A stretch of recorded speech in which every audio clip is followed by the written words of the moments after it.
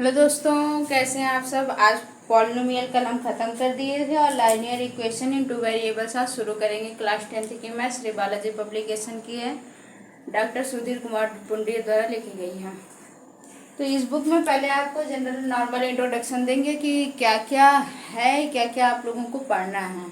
मतलब क्वेश्चंस को सॉल्व करने से पहले क्वेश्चंस को किस तरीके से सॉल्व करना चाहिए ये पता होना चाहिए। तो linear equation in two variables, two variables का मतलब आप लोग समझते ही होंगे। टू वेरिएबल्स का मतलब होता है कि ए से लेकर के ए टू जेड में कोई दो, मतलब चाहे ए बी ले लो, बी सी ले लो, या फिर एक्स ले लो, वाई ले लो। एक्स और वाई जनरली यूज होता है और बी जनरली यूज होते हैं। ये दो हैं जो जनरली मतलब हम लोग जो यूज करते हैं, इक्वेशन बनाते हैं, यही दो यूज होते हैं। तो हमारे पास इक्वेशन दिए जाते हैं, दो इक्वेशन रहते हैं in linear equation in two variables में, जिसमें एक ही इक्वेशन में दो वेरिएबल दे देते हैं। जैसे 2x + 3y = 7 ऐसे दे देंगे, और आपको इसी तरह एक और दे देंगे।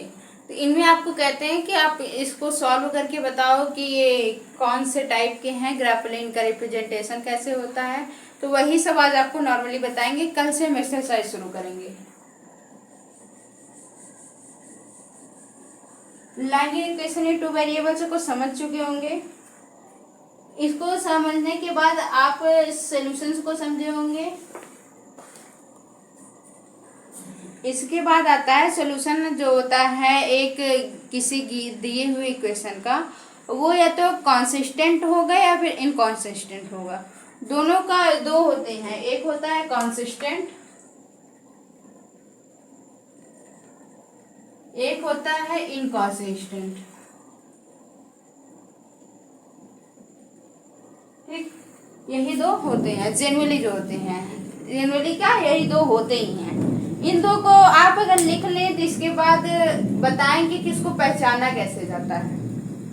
आगे अभी जब इसके एक ग्राफ बनवाएंगे, उस ग्राफ में आपको बताएंगे कि इसको पहचाना कैसे जाता है, कि कौन सा कॉन्सिस्टेंट है, कौन सा इनकॉन्सिस्टेंट है। इसके बाद आता है कि मान लो आपको दो इक्वेशन दे देते हैं। मान लो एलिमेंट का इक्वेशन दे दिए, ax1 प्लस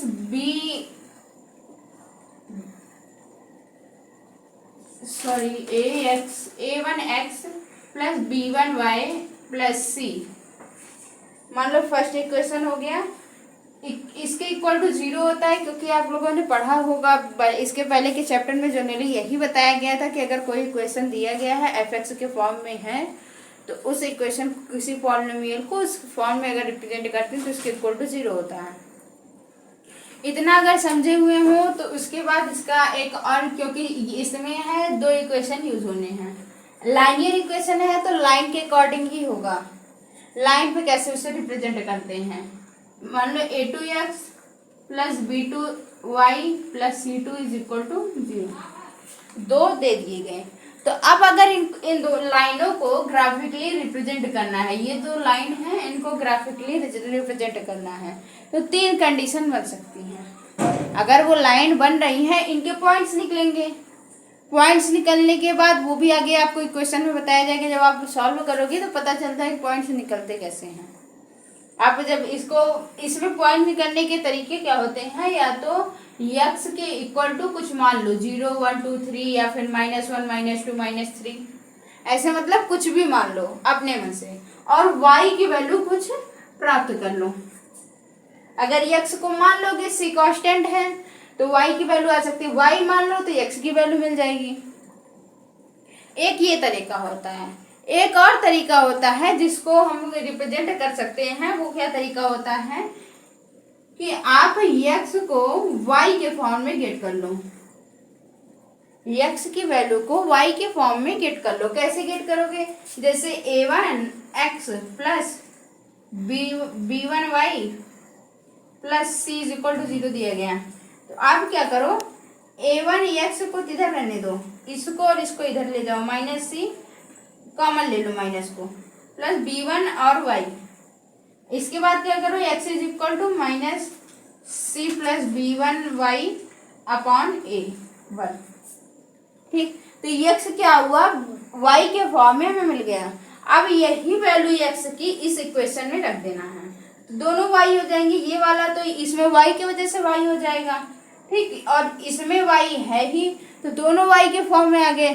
तो आप नॉर्मली y की वैल्यू गेट कर लोगे, y की वैल्यू गेट करने के बाद आप y की वैल्यू यहाँ पे पुट कर दोगे, जिसके बाद x की वैल्यू में मिल जाएगी। ये तरीके होते हैं वैल्यूज निकालने के। अभी लाइनियर इक्वेशन में वैल्यूज भी निकालनी होती है, तो यही तरीके यूज होते हैं, ठीक है। तो अब आप आते हो कि ये जो लाइनियर इक्वेशन होंगे, इनके जब आप वैल्यू को करोगे तो इसमें नॉर्मली क्या होता है कि x की वैल्यू को कुछ भी रख देते हैं और y की वैल्यू को प्राप्त कर लेते हैं, ठीक है। तो इनको जब कहते हैं तो ग्राफ नंबर 1 कैसे बनता है, या तो इनका ग्राफ क्या है, एक दूसरे को इंटरसेक्ट कर देंगे, एक दूसरे को काटेंगे कहीं पे। ये जो पॉइंट है इनका इंटरसेक्शन पॉइंट कहलाता है। जैसे मान लो 0,1 पे किया, 1,4 पे कर दिया, तो ये जो पॉइंट है ये जो होता है इंटरसेक्शन पॉइंट कहलाता है। इसके बाद एक और ग्राफ बन सकता है, कौन सा बन सकता है, या तो ये दोनों लाइन एक दूसरे के पैरेलल निकल जाए। दो कंडीशन हुए ना, अगर ये दोनों लाइन एक दूसरे के पैरेलल निकल जाए, या तो ये दोनों लाइन एक दूसरे को इंटरसेक्ट कर दें, और एक और सिचुएशन बनेगी जिसको हम सिचुएशन सी कहेंगे, ये दोनों लाइन एक दूसरे को ओवरलैप कर दें। ओवरलैप का मतलब क्या होता है, ओवरलैप का मतलब होता है कि जैसे ये L1 वाली लाइन है, ये जो L1 वाला हमें मिला है ये L1 का है, इसी के ऊपर L2 भी चली जाए। और आपको मतलब ऐसे तो मान लो ऐसे हम ले लिए एक मार्कर, मार्कर के ऊपर मार्कर तो जनरली दिख रहा है, लेकिन है तो दो ही ना। अगर यही एकदम पतले होते और इनको एक के ऊपर एक रख देते और दूर से आपको दिखाते तो आप एक ही समझते ना। तो वैसे होता है ये दोनों लाइन एक दूसरे को ओवरलैप कर दें, तो 3 कंडीशन बनती हैं। एक कंडीशन जिसमें एक दूसरे को काट दें, कंडीशन नंबर 2 जिसमें एक दूसरे को पैरेलल निकल जाए, कंडीशन नंबर 3 जिसमें ओवरलैप कर जाए। 3 कंडीशंस बनती हैं। इसके बाद क्या आता है,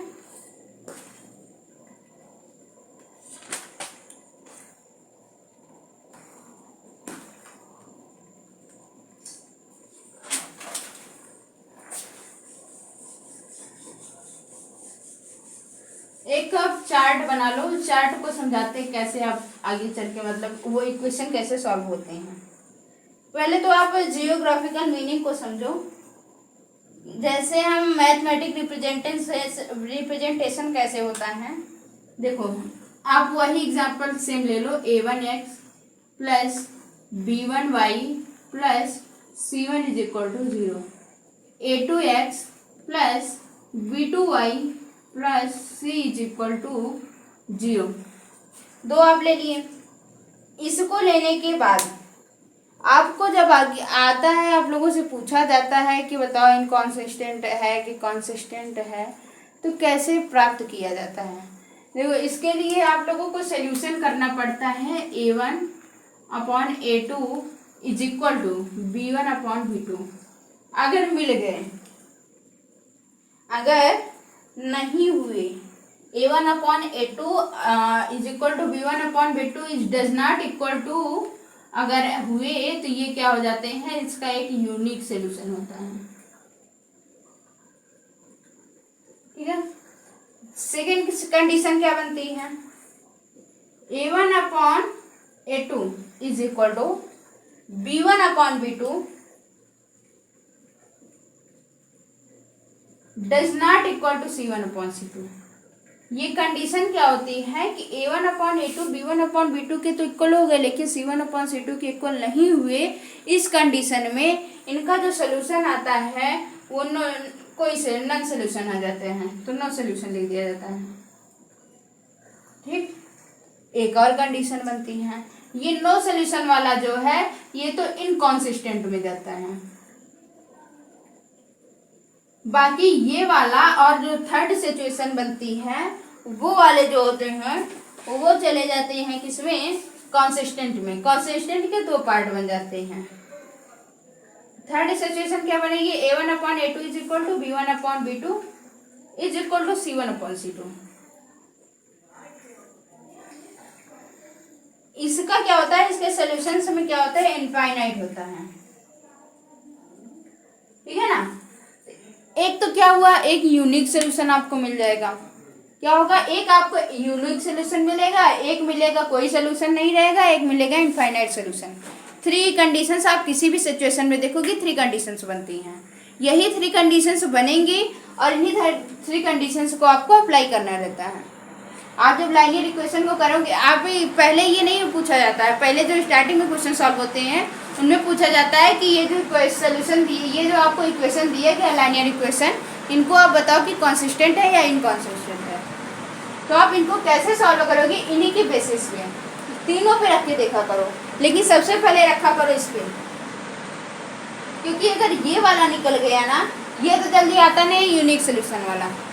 अगर 2 दिए गए हैं तभी आएगा, थर्ड वन अगर नहीं दिया गया है तभी ये अप्लाई होना है। नहीं हुआ तो कोई बात ही नहीं है।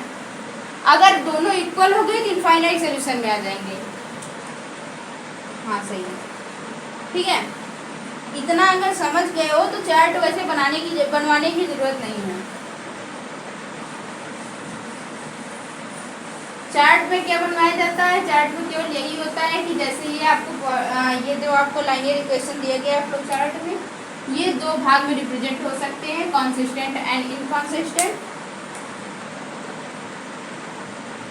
कंसिस्टेंट और इनकंसिस्टेंट में लिख लो, कहीं लिखना हो तो, नहीं तो कोई जरूरी नहीं है, केवल समझना जरूरी होता है मैथमेटिक्स में।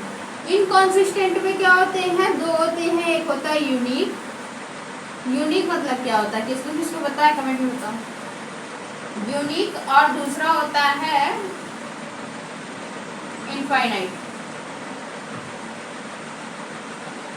और इसमें केवल एक होता है नो सोल्यूशन। ठीक, क्या क्या हो गए, यूनिक और इनफाइनाइट और इसमें नो सोल्यूशन। तो नो सोल्यूशन वाला आप रिप्रेजेंट कैसे करोगे, a1/a2 is equal to b1/b2 is does not equal to c1/c2। Infinite वाला रिप्रेजेंट करोगे तो सेम कॉन्सेप्ट रहेगा, लेकिन यहाँ पर c1/c2 के इक्वल होगा। ठीक, और अगर यूनिक है तो a1/a2 जो है वो इक्वल नहीं होगा b1/b2 के। ठीक है, इतना अगर समझ गया हो तो लाइनियर इक्वेशन अब सॉल्व किया जाएगा।